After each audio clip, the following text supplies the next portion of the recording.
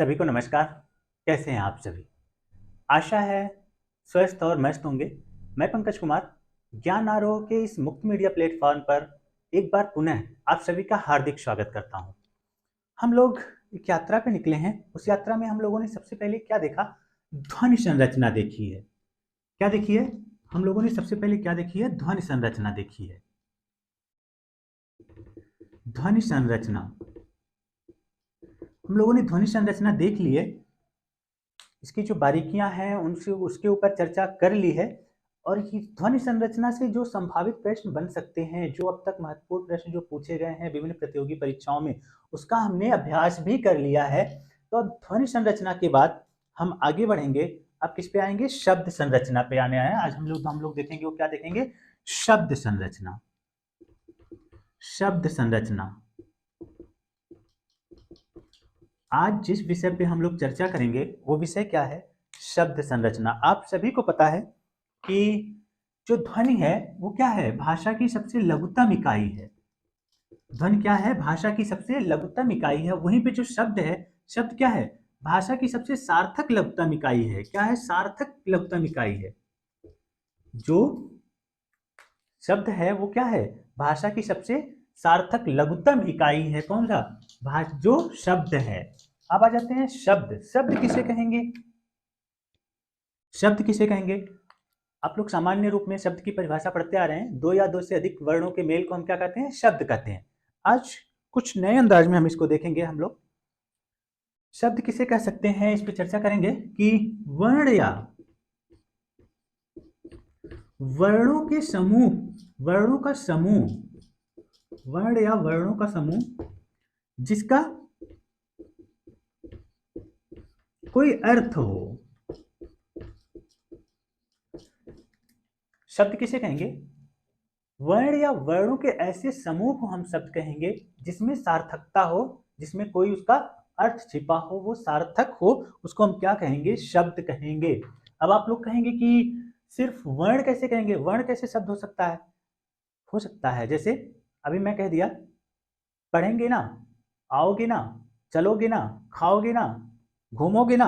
तो इसमें क्या आ रहा है? एक नए वर्ण आ रहा है, लेकिन ये क्या हो रहा है? ये शब्द की भूमिका में आ रहा है। इसकी सार्थकता है, इसका अर्थ है। तो वह शब्द की क्या परिभाषा हो जाएगी? वर्ण या वर्णों का समूह, ऐसा समूह जिसका कोई निश्चित अर्थ हो, उसमें सार्थकता हो, उसको हम क्या कहेंगे? शब्द कहेंगे। शब्द। इसी के साथ एक चीज और देखते चलिए, पद। बहुत जरूरी चीज है। बहुत मामूली सा अंतर है शब्द और पद में। मैं कुछ शब्द लिख रहा हूं। आज वर्षा हो रही है। मैंने कुछ शब्द लिखे हैं यहाँ पे बोर्ड पे, देखिए। आज वर्षा हो रही है। ये क्या है? ये अलग अलग है। यहाँ पे एक है आज, यहाँ वर्षा है, यहाँ हो है, यहाँ रही है, यहाँ है। तो ये शब्द हैं। जब तक ये अलग अलग हैं तब तक ये क्या कहलाते हैं? शब्द कहलाते हैं। यही शब्द जब व्यवस्थित हो जाएंगे, जब एक क्रमबद्ध हो जाएंगे, जब वाक्य निर्माण के जो नियम है, कर्ता कर्म और क्रिया से संबद्ध हो जाएंगे, तो यही जो शब्द होंगे वो क्या कहलाएंगे? पद कहलाएंगे। जैसे आज वर्षा हो रही है। अब मैंने क्या किया? जो मैंने शब्द अलग अलग लिखे थे उन्हें वाक्य संरचना, जैसे वाक्य बनाए जाते हैं उसके जो नियम है, उस नियम के तहत हमने यहाँ पे उसे व्यवस्थित कर दिया। तो अब इसमें जो शब्द आए हैं, ये शब्द क्या हो गए? ये शब्द नहीं कहलाएंगे। अब ये क्या होगा? ये पद कहलाएंगे।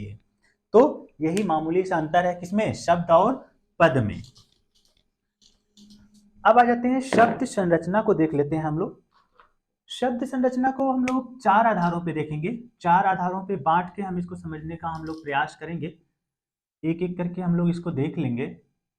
ये चार आधार कौन कौन से हो सकते हैं, इस पर हम लोग चर्चा करेंगे, विस्तार से चर्चा करेंगे। सबसे पहले स्रोत के आधार पे देखेंगे। फिर उसके बाद दूसरा जो देख रहे हैं हम लोग, वो देखेंगे निर्मित, निर्मित या निर्माण के आधार पे। अगला देखेंगे प्रयोग के आधार पे। फिर परिवर्तनीयता के आधार पे, नियता या परिवर्तन के आधार पर, या परिवर्तन के आधार पर। इस आधार पे हम लोग क्या करेंगे? जो शब्द संरचना है उसको समझने का प्रयास करेंगे। क्योंकि इसी तरह से हम लोगों ने क्या किया था, ध्वनि संरचना को भी इसी तरह से टुकड़ों में बांट के हम लोगों ने समझने का प्रयास किया था।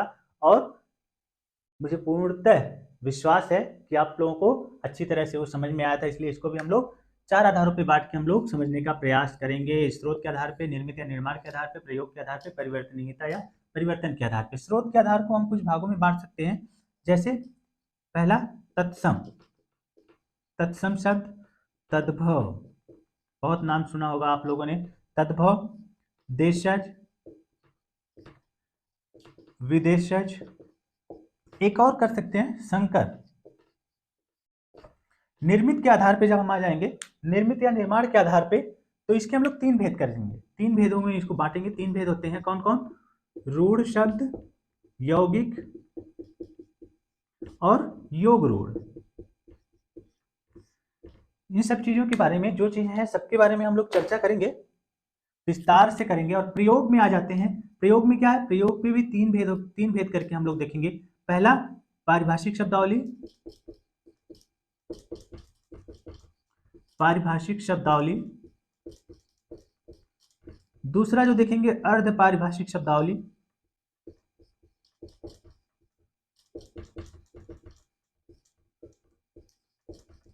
शब्दावली। तीसरा देखेंगे हम सामान्य शब्द। तीसरा हम जो देखेंगे वो क्या देखेंगे? सामान्य शब्द देखेंगे। अब आ जाते हैं अंतिम जो परिवर्तनीयता या परिवर्तन के आधार पर जब हम देखेंगे, इसको 2 भेदों में, भागों में बांटेंगे हम। कौन कौन से? विकारी और अविकारी। इन्हीं आधारों पे हम लोग क्या करेंगे? शब्द संरचना को समझने का प्रयास करेंगे और कोशिश करेंगे कि शब्द संरचना आसानी से सरलता पूर्वक समझ में आ जाए। तो विकारी क्या होते हैं, अविकारी क्या होते हैं, इनके भेद कौन कौन से होते हैं, इन सारी चीजों के ऊपर हम लोग आगे चर्चा करेंगे। रूढ़, यौगिक, योग रूढ़, पारिभाषिक शब्दावली, ये सब हम क्रमवार देखते चलेंगे। लेकिन आज जो हम शुरू करेंगे, हम लोग क्या शुरू करेंगे? तत्सम शब्द शुरू करने जा रहे हैं हम लोग।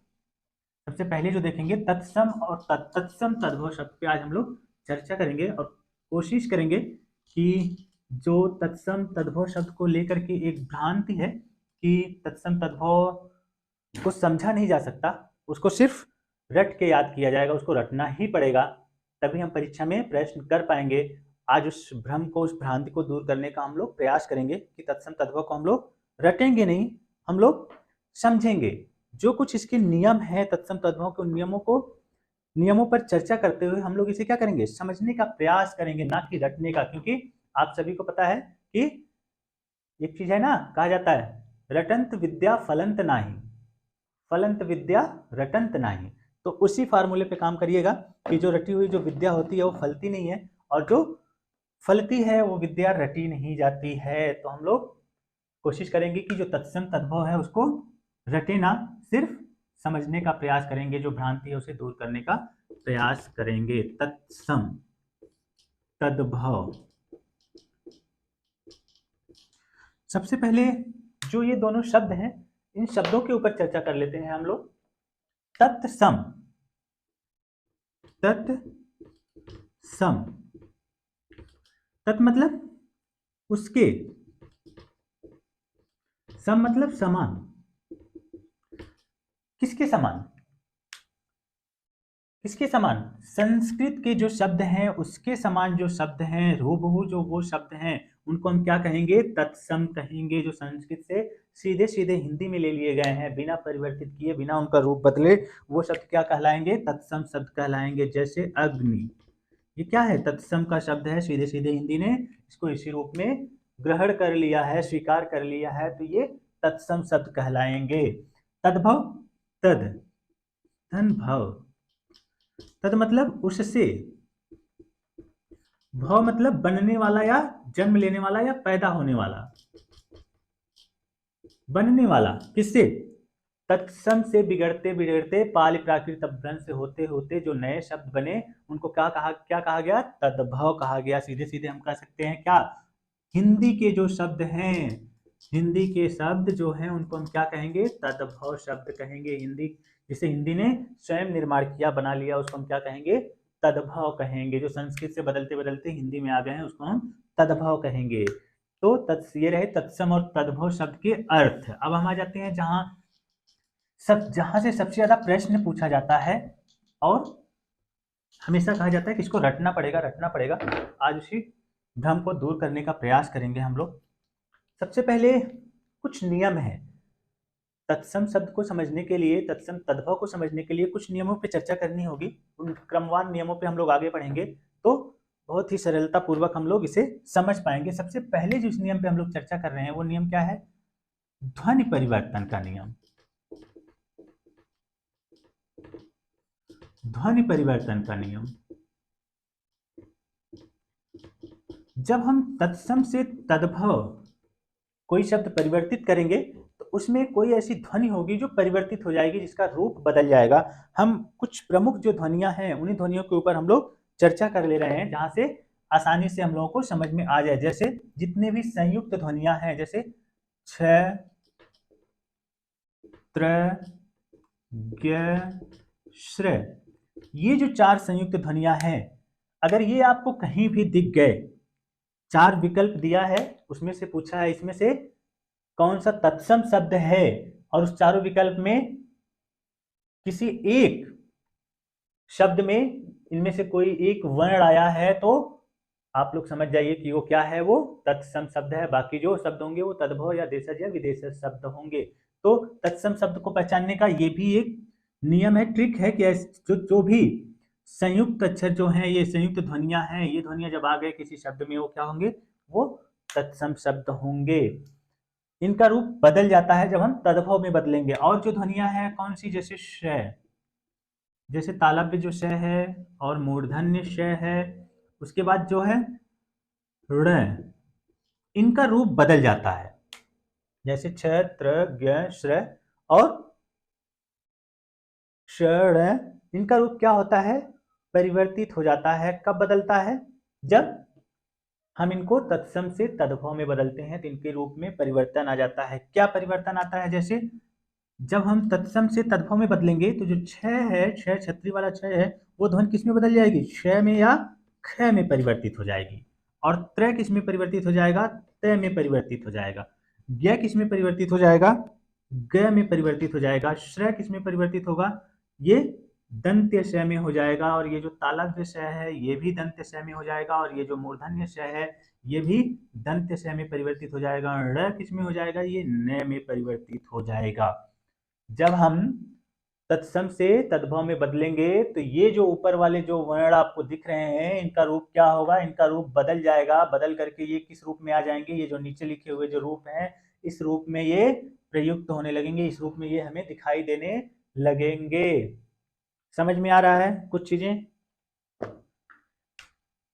अगर अभी नहीं समझ में आ रहा तो उदाहरण से हम लोग इसको आसानी से समझ जाएंगे। कैसे? अब देखिए, कुछ तत्सम तद्भव शब्द हम ले लेते हैं। सबसे पहले इसका जो रूप परिवर्तन होता है इसको हम ले लेते हैं कि कैसे परिवर्तन होता है छ का। जैसे मैं ले रहा हूं क्षेत्र, यहां पे लिखिए पहले तत्सम शब्द, तत्सम, यहां पे तद्भव। मैं ले रहा हूं क्षेत्र, क्षेत्र, क्षेत्र लिया। अब क्या कह रहा हूं? जब हम इसको तत्सम में है, ये क्षेत्र छ आ गया, त्र आ गया, तो ये क्या है? ये तत्सम के शब्द हैं। जब इसको हम तद्भव में दियागा, तद्भव में बदलना होगा या दिया होगा, तो ये छ का क्या हो जाएगा? छ का ये ख में परिवर्तित हो जाएगा। ये क्या हो जाएगा? खेत हो जाएगा। आप दोनों चीजें यहीं पे देख लीजिए क्या हो रहा है। यहाँ पे छ है, छ ख में बदल जा रहा है। त्र किस में बदल जा रहा है? त में बदल जा रहा है। तो ये जो ध्वनियां हैं ये किस में परिवर्तित हो जाती हैं? इस रूप में परिवर्तित हो जाती हैं। इसी को हम क्या कहते हैं? ध्वनि परिवर्तन का नियम कहते हैं। जैसे और ले लीजिए क्षीर, क्षीर, क्षीर, छ है, छ किस में बदल गया? ख में, तो ये क्या हो गया? खीर हो गया। और ले लीजिए साक्षी, साक्षी, ये छ है तो किस में बदल जाएगा? साखी में, ख में परिवर्तित हो गया। और ले लीजिए शिक्षा, शिक्षा, तो ये किस में परिवर्तित हो गया? सीख में। शिक्षा का तद्भव क्या होगा? सीख होगा। श किस में बदल गया? सीख में। एक चीज और यहाँ पे देख लीजिए, यहाँ पे जो श है, यहाँ पे ये तालव्य श आया, जब तद्भव में परिवर्तित हो गया, ये किस में बदल गया? दंत श में बदल गया। मैं कहा था ना, ये जो तालव्य श है इसका रूप परिवर्तित होकर किस में हो जाता है? दंत श में हो जाता है। इसका एक और नियम है, क्या नियम है वो? दीर्घीकरण का नियम। दीर्घीकरण का नियम कहा जाता है। कैसे? देखिए यहाँ पे क्या है, यहाँ पे शिक्षा है, यहाँ पे छोटी की मात्रा है, तो जब इसमें तद्भव में बदलेंगे तो ये जो ई है ये अपने का दीर्घ हो जाती है, तो इसी के क्या कहते हैं? दीर्घीकरण का नियम कहते हैं। कुछ और समझ लेते हैं वहां से उदाहरण से, तो आपको रटने की कोई आवश्यकता नहीं होगी, आप सब समझ कर जाएंगे और परीक्षा में सारे प्रश्न हल करके आएंगे। जैसे अच्छ, अच्छ से क्या हो गया? आंख। क्या देख रहे हैं? क्षय किसमें परिवर्तित हो जा रहा है? क्षय में। क्षय ध्वनि किसमें परिवर्तित हो रही है? क्षय में परिवर्तित हो जा रही है।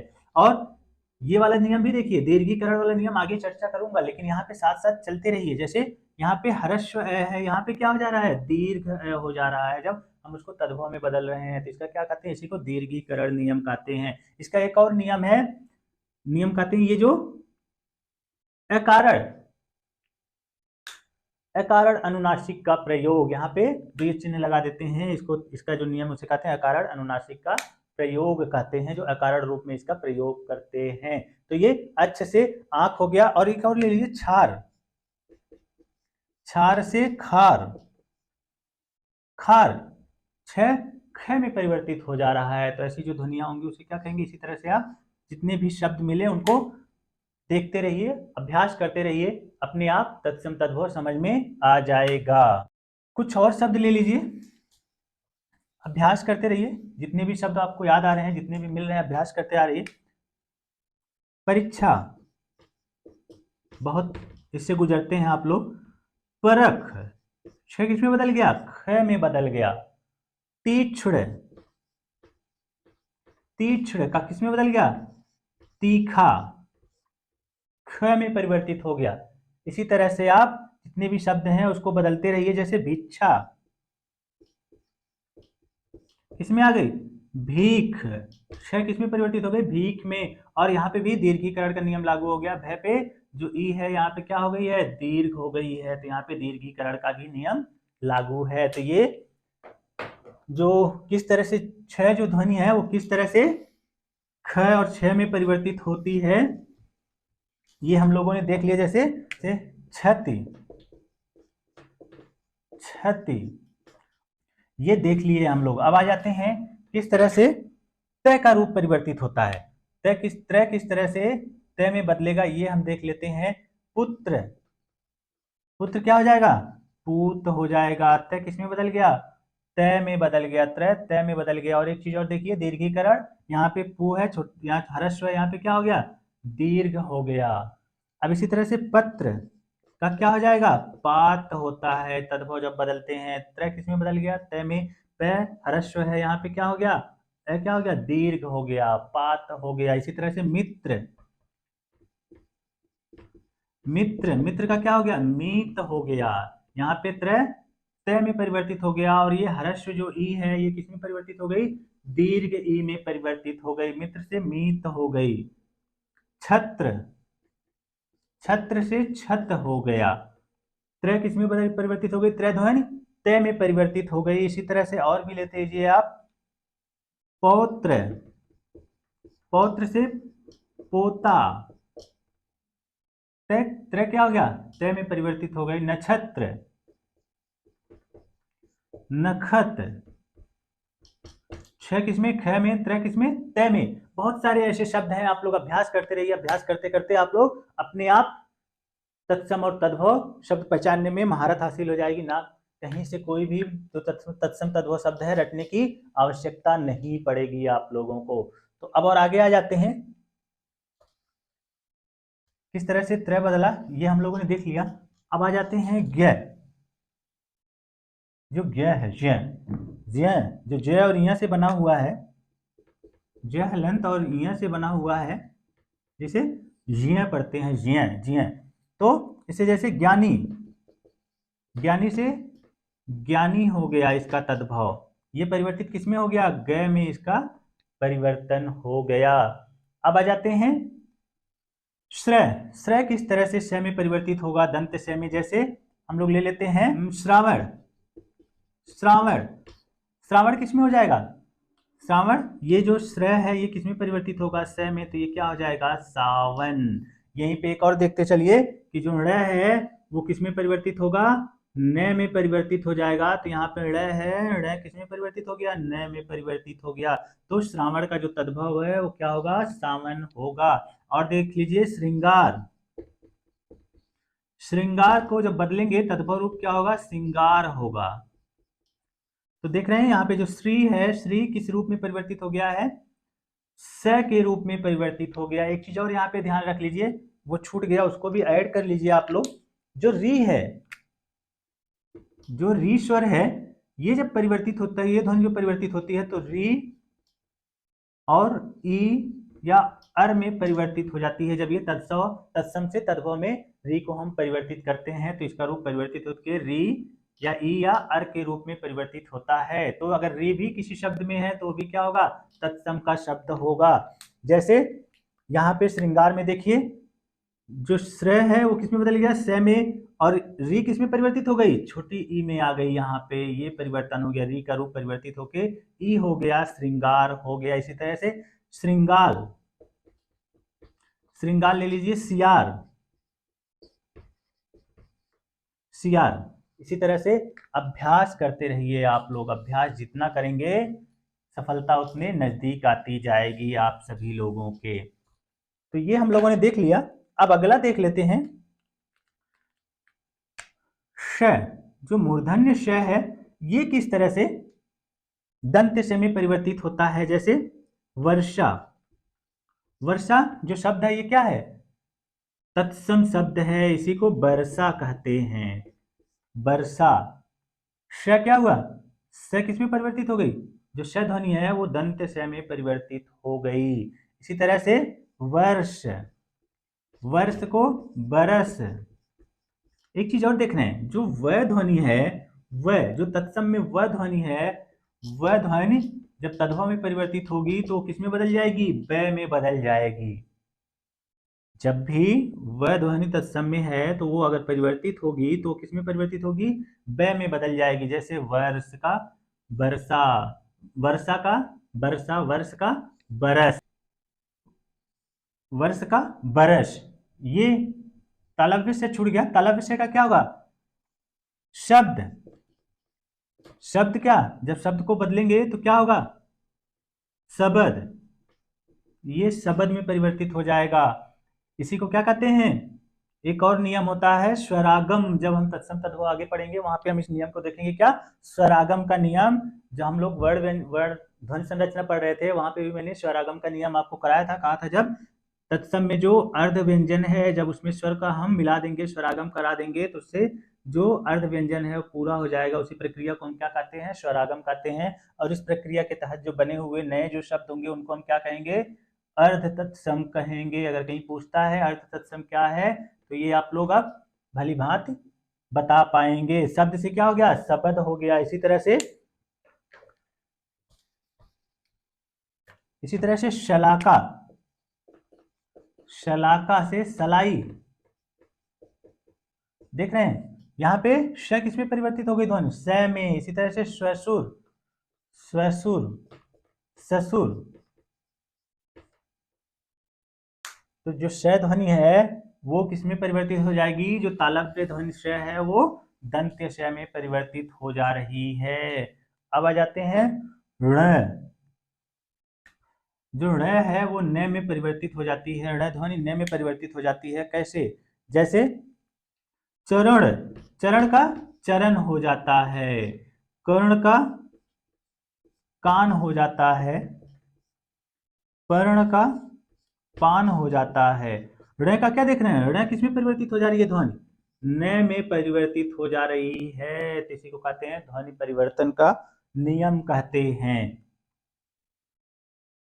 और री का देख लेते हैं, री का भी देख लेते हैं किस तरह से री का रूप परिवर्तित होता है। जैसे मृत, मृत तत्सम शब्द है, जब तद्भव में बदलेगा क्या होगा?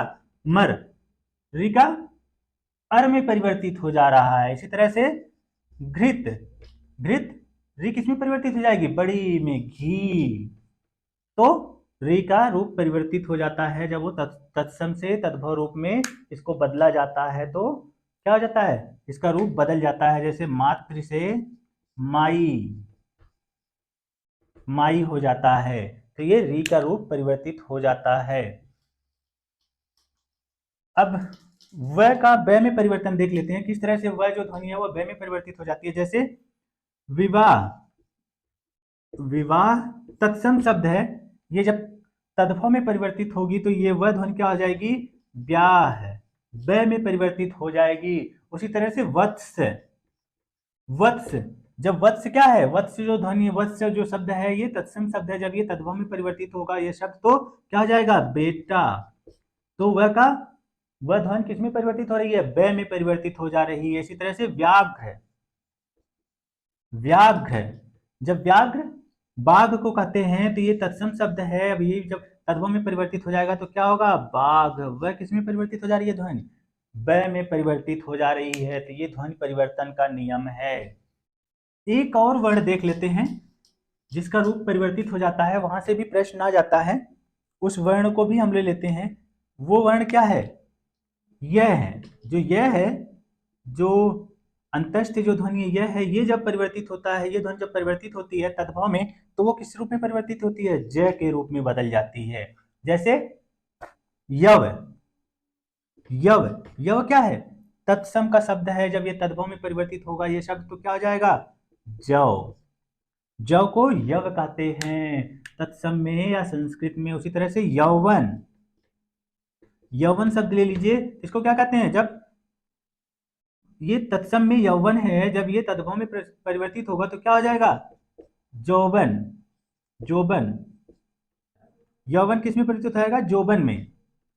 इसी तरह से यूथ, जत्था, यूथ संस्कृत का शब्द है, जत्था उसका तद्भव रूप है। उसी तरह से यमुना, यमुना को आप लोग किस नाम से पुकारते हैं ना? जमुना, जमुना, यह किस में परिवर्तित हो गई ध्वनि? ज में परिवर्तित हो गई। तो ये इसी को क्या कहते हैं? इसी को ध्वनि परिवर्तन का नियम कहते हैं। किस तरह से तत्सम से जब तद्भव में बदलते हैं तो किस तरह से उस ध्वनि का रूप परिवर्तित होता है। ये पहला जो नियम है ध्वनि परिवर्तन का नियम, ये हम लोगों ने देखा आज। साथ साथ हम लोगों ने कुछ और चीजें देख ली। दीर्घीकरण आगे चर्चा करेंगे, लेकिन सामान्य रूप में हम लोगों ने दीर्घीकरण की भी चर्चा कर ली और अकारण अनुनासिकता की भी चर्चा कर ली। तो आज के लिए बस इतना ही। पढ़ते रहिए, आनंद के साथ पढ़ते रहिए। कोई भी काम आप किस लिए करते हैं? खुशी के लिए करते हैं। आपको लगता है कि मैं ये काम कर लूँ तो मुझे खुशी मिलेगी, मुझे इतना पैसा मिल जाए तो खुशी मिलेगी, मैं ये टॉपिक पढ़ लूँ तो मुझे खुशी मिलेगी। ये खुशी के लिए कभी मत जीजिए कि ये चीज़ें हो जाएंगी तो मुझे खुशी मिलेगी, मैं ये चीज़ें ले लूँगा, ये कपड़े पहन लूँगा, ये चीज़ें हो जाएंगी तो मुझे खुशी मिलेगी। नहीं, आप खुशी के लिए मत जिए। जो कुछ भी काम कर रहे हैं उसे खुशी खुशी कर लीजिए। ये नहीं कि ये पढ़ रहा हूँ, मैं ये हिंदी पढ़ रहा हूँ या फिर गणित पढ़ रहा हूँ, कुछ भी पढ़ रहा हूँ, ये टॉपिक पूरा हो जाएगा तो मुझे बहुत खुशी मिलेगी, सुकून मिलेगा। नहीं, जो पढ़ रहे हैं उसे खुशी खुशी पढ़िए। वो चीज़ें आपको कष्टदायी नहीं लगेंगी, आरामदायक हो जाएंगी। वो चीज़ें आसानी से आप लोगों को समझ में आ जाएंगी। तो आज के लिए बस इतना ही। बहुत बहुत आभार आप सभी का।